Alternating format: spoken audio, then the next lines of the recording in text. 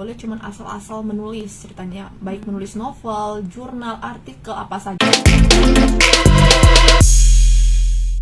Nih, waktu mempublikasikan karya novel nih, Felicia bagaimana sih cara meyakinkan penerbit sampai akhirnya penerbit mau terbitkan karya?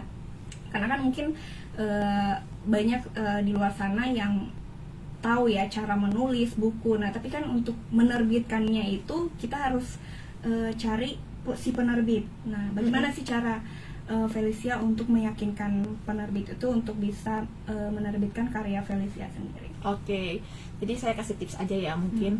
Nah, jadi untuk menulis novel, kita tuh nggak boleh cuman asal-asal menulis ceritanya, baik menulis novel, jurnal, artikel, apa saja. Jadi kita harus tulis sesuatu yang berisi. Contoh, kalau sebuah benda harus ada isinya, bervolume, jadi bisa dimengerti, bisa dipahami, dan bisa dipelajari. Jadi benar ya. Terus di novel itu, kalau misalnya novel itu fantasi, mungkin bagi orang lain kayak fantasi itu sesuatu yang gampang ditulis, padahal fantasi itu sesuatu yang rumit ya gitu. Pokoknya sesuatu yang bisa meyakinkan penerbit atau editor itu sesuatu yang berisi, bervolume, terus sesuatu yang menarik. Tulisannya nggak boleh asal-asalan, harus sesuai ke KBBI ya. Kita bisa lihat KBBI 5 kalau yang sekarang lagi belajar. Terus pokoknya jangan meminimalisir tipe ya. Tipe itu paling penting. Jangan, karena kalau kita baca buku terus banyak tipenya, kadang mata kita sakit gitu. Banyak tipe itu ya. salah tulisan ya. Iya, salah tulis. Jadi contoh kayak nulis maka NKA gitu. Aduh, tipe gitu ya. Jadi meminimalisir tipe, karena kalau tulisan ya banyak salah itu bikin editor malas untuk baca. Jangankan editor, kita aja yang sebagai pembaca kalau tulisannya banyak salah, kadang kita langsung skip tulisannya ya, bener ya.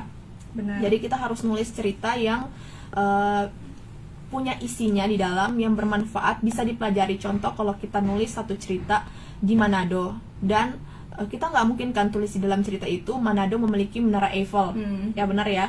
Jadi Manado memiliki Manado Town Square, contohnya seperti itu. Nah, jadi kita harus nulisnya juga memang di dalam situ ada Manado Town Square. Jangan sampai kita di Manado ada Menara Eiffel, padahal Menara Eiffelnya ada di Paris gitu. Ya benar. Nah, menarik sekali nih Tribunas. Jadi kalau kita juga untuk bagi para Tribuners yang mau menulis novel, jangan asal-asal, karena dia ada kode-kode setiap pembaca ya, cara membaca dan tulisan itu juga ada. Nah, mungkin Felicia bisa ceritakan nih penghargaan apa yang sudah Felicia dapat. Untuk penghargaan sih, saya beberapa kali ikut lomba Gramedia. Sebelum ini sebenarnya saya juga pernah ikut lomba Gramedia sebelumnya. Saya masukin judul pertama saya itu judulnya I See the Moonlight in Darkness. Di situ saya dari ribuan peserta dan ribuan naskah, saya di salah satu yang dipanggil untuk ikut expert kelas di Jakarta. Di sana kami banyak juga belajar ya, ketemu sama expert writer ya, sama penulis-penulis terkenal. Terus di sana juga kami bukan cuma penulis terkenal, tapi kami juga bertemu dengan teman-teman penulis, dan rata-rata di situ banyak rata-rata situ penulisnya sudah memiliki buku ya di Gramedia. Jadi kadang salah satu untuk memotivasi kita untuk menulis itu memiliki tujuan atau teman yang sama gitu dalam suatu perkumpulan. Selain itu juga saya juga bisa jadi banyak partisipan sih di beberapa event-event tulisan gitu. Wah, menarik sekali nih Tribunal Felicia. Itu umur berapa tuh, Fel? Waktu dapat penghargaan. Penghargaan itu umur berapa ya? Masih kuliah apa masih sekolah ya? Terus ini juga yang sekarang ini kan juara 1. Beberapa kali saya ikut partisipan juga sih di event-event writers festival gitu. Nah, untuk Felicia nih, kan itu adalah hobinya Felicia yang menulis, sehingga Felicia juga udah punya novel. Nah, beberapa novel tadi kan When It Rains sama yang satu I See the Moonlight in Darkness. Itu. Mungkin ada lagi? Ada sih, tapi belum saya terbitkan juga, belum dikasih. Masih perlu self editing gitu. Nah, mungkin untuk pertanyaan selanjutnya nih, Fel. Siapa sih sosok yang mendukung Felicia dalam mengembangkan hobinya Felicia menulis novel ini? Untuk sosok yang mendukung, semuanya mendukung kok. Mama, papa, adik, terus teman-teman. Jadi kalau saya udah nulis cerita, saya suka bagikan ke teman-teman ya untuk di review, dan teman-teman suka kok sama tulisannya gitu, suka baca gitu.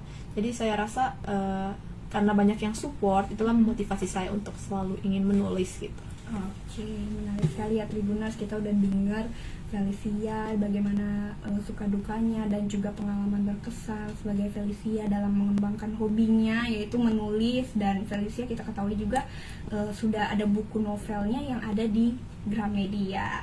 Nah Tribuners, langsung kita tanya nih, Felicia, bagaimana sih cara Felicia untuk menjaga kesehatan? Apalagi kan di tengah-tengah pandemi ini kita ketahui ya bahwa COVID-19 itu banyak orang jadi takut untuk keluar dan lain sebagainya. Nah, bagaimana sih cara Felicia untuk bisa menjaga kesehatan? Nah, untuk menjaga kesehatan ya pastinya rajin minum air putih. Terus makan makanan bergizi, makan sayur itu penting ya untuk kesehatan kulit juga. Terus minum vitamin ya, makan buah ya, pokoknya tidur yang cukup. Kita jangan terlalu banyak pikiran, jangan terlalu stres karena nanti imun kita turun, kita sakit. Iya benar. Jadi kita memang harus banyak konsumsi vitamin juga. Iya, ya, benar sekali. Dan juga olahraga mungkin ya, Fel. Benar sekali. Olahraga. Nah, untuk pertanyaan yang sedikit terakhir nih, Tribuners, kita tanya Felicia ini mungkin apa sih yang sorry. Nah, ini kita tanya ya, tipe cowok seperti apa nih yang bisa jadi pendamping hidupnya Felicia Ong? Untuk tipe cowok ya apa ya? Yang pertama tentunya takut akan Tuhan. Terus yang dewasa penting banget ya, karena untuk menjalani bersama seseorang yang seumur hidup ya pentingnya harus dewasa, bijaksana ya. Terus ya mungkin yang terakhir sefrekuensi, iya. Seiman juga. Iya, seiman tadi katakan Tuhan ya. Terus sefrekuensi itu supaya meminimalisir berantem-berantemnya nanti. Ya, Kalau nggak sefrekuensi nanti gampang berantem, nggak cocok. Jadi kalau satu frekuensi, humor apa aja bisa diketahui bareng-bareng ya. Tapi hobinya nggak juga pengaruh di hobi kan, sama-sama menulis Nggak perlu kok, yang penting satu humor. Nah oke, Tribuners, menarik sekali ya Tribuners, kita udah ngobrol bersama dengan Felicia Ong, wanita muda cantik dan juga sedang dalam proses masa pendidikan S2. Kita doain ya untuk Felicia lancar pendidikannya, boleh wisuda tepat waktu yang diinginkan. Nah, sebagai closing statement kita nih, mungkin ada petua atau harapan, pesan untuk Felicia kepada Tribuners. Oke, untuk para Tribuners mungkin yang masih bingung cita-citanya mau kemana atau arahnya kemana, ya bisa kembangkan juga dari hobinya supaya dengan hobinya itu ya bisa dapat uang. Ya benar. Ya, terus jangan patah semangat, terus banyak berdoa, banyak juga makan bergizi, pokoknya jaga hidup ya. Pokoknya jaga hidup lebih baik ya, pokoknya jadilah orang yang baik gitu ya. Kuat juga, kita punya tenaga ini sebagai anak muda, harus semangat ya. Nah oke Tribuners, itulah bincang-bincang ngobrol saya bersama dengan Felicia nih. Mungkin Felicia boleh kasih tahu juga kepada Tribuners sosial medianya Felicia, Instagram atau Facebooknya.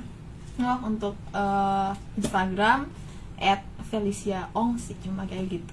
Felicia Ong pakai V. Felicia Ong. Nah, untuk Facebooknya nih sama Priscilla Felicia Ong, nggak alay kok. Nggak 02. Nggak ada.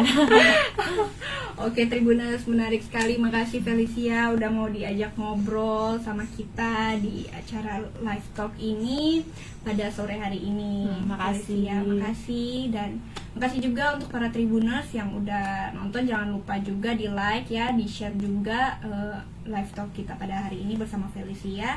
Dan nantikan juga live selanjutnya di fanpage kita Tribun Manado. Demikianlah Tribuners, saya Injelita Karur bersama dengan Felicia Ong mengucapkan selamat sore dan salam sehat. Salam sehat.